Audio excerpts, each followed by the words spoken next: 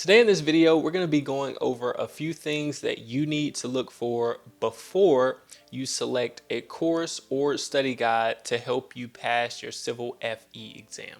And before we get started, if you are looking for some tips and strategies to help you pass your Civil FE, you are in the right place. Be sure to subscribe to the channel and don't forget to check out some of the free resources linked down in the description box below. Please don't skip around in this video because I do not want you to get screwed over because you missed a tip or two.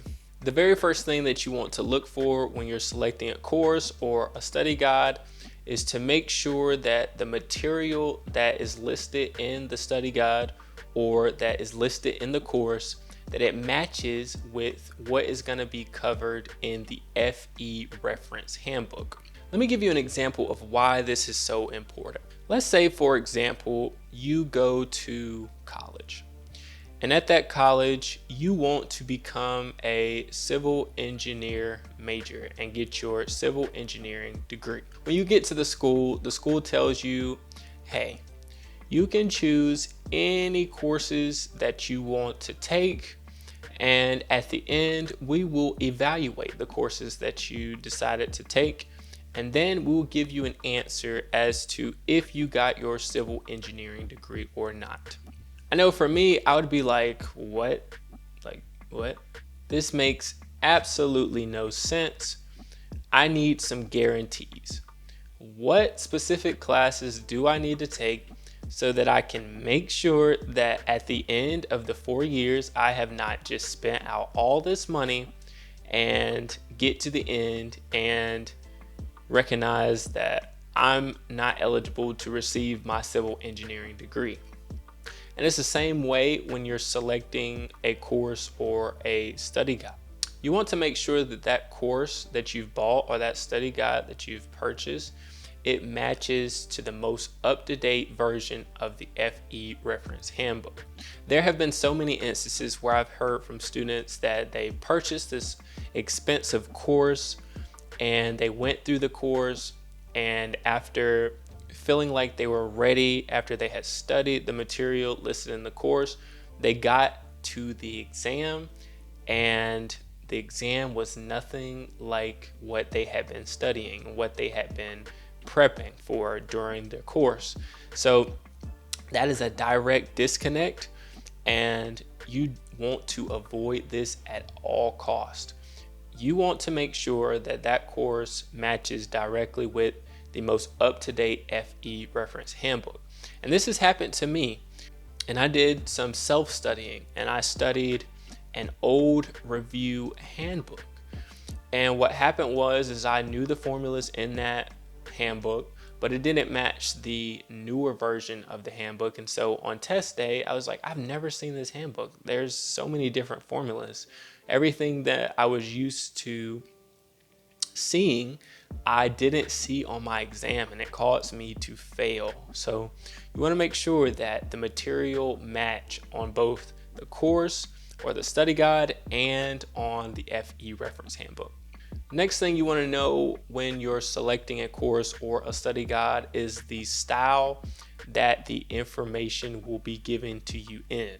So some courses are all pre-recorded and the professor is just one person. So they go through all the material and they give you solutions and explain all of the concepts. There are also online self-study guides or reference handbooks where they link to different videos. They give you different practice problems with solutions, and they also give you like practice test.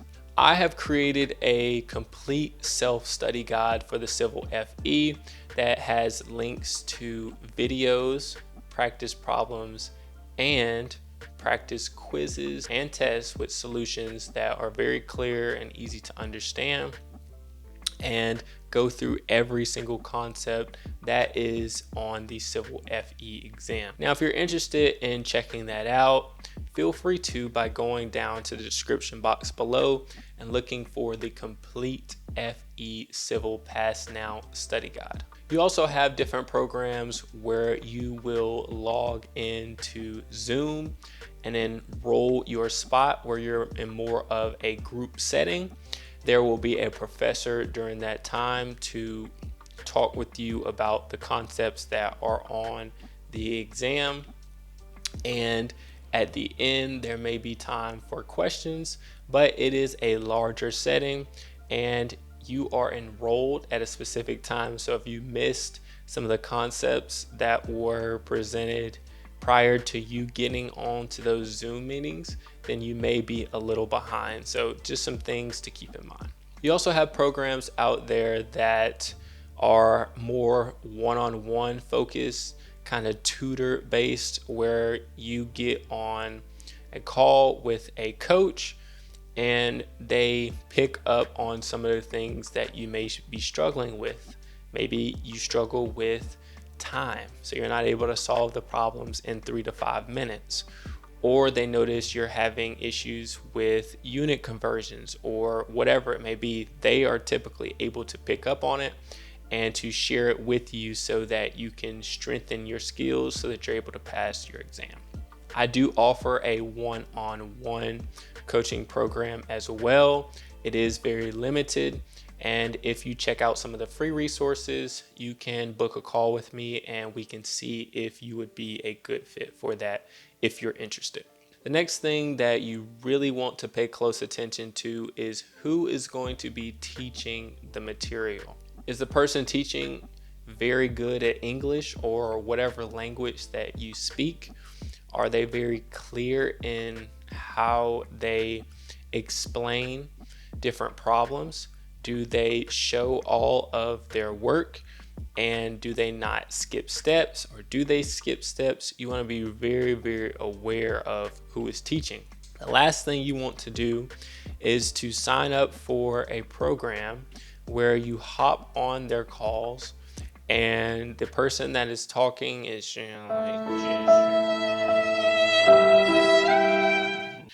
and you are not able to clearly follow them throughout the course.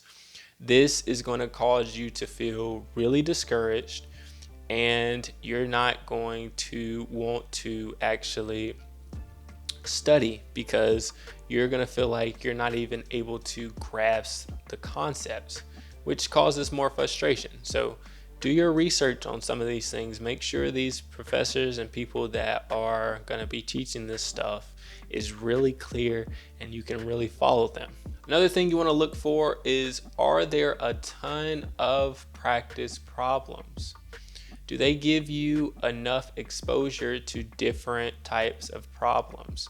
This is really important because, the more practice that you have doesn't mean you're going to be perfect, right? Practice does not make perfect. But what it does do is it brings and gives you exposure to different problems. They could be asked in a different way. And so on a test, you are more likely to receive a problem, be like, oh, I've already, solved this problem, or I've already seen something really, really similar to this. So you want to be exposed to as many problems as you can. So just make sure that whatever course you take or whatever study guide you choose, just make sure it has a ton of practice problems specific to what is going to be on the Civil FE exam. And the cool thing about this is the more practice problems you get, the more it's going to test whether you have a good grasp of the concepts.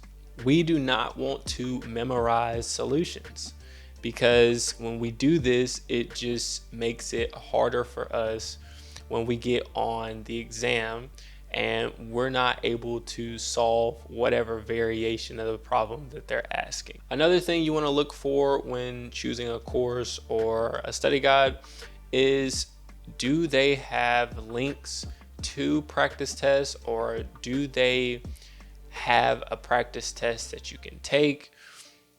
Because this is going to be that icing on the cake that puts you in like game day mode. For those of you who have played sports, see I got my Kevin Durant jersey on now. If you get really good at sports, typically they have you watch film. You're normally watching film of your opponent, seeing what they do in certain scenarios, seeing what plays they call, seeing what things they typically do. And you also watch film on yourself. So you see what you did good in, where you made mistakes, where you should have been in the play. And this really helps you prepare for your opponent. In this case, our opponent is the test. And so if we are able to put ourselves in different game-like scenarios, like we have a full practice test. We sit through it, we take the full 5 hours and 20 minutes to complete a practice test. We can see how we interacted with the test. We can see where we may have struggled in certain areas. We can see where we got tired at and where we just felt like I didn't fully understand that concept. If you take one practice test, then you take another practice test, now you are ready for your opponent. So when you get in the game, you're ready. Like you have seen it before. You have the stamina to be able to get through the entire test. So now that you know some of the things that you need to know before purchasing a course or a self-study guide, now is time to look at some of the things that you need to know before you actually start studying.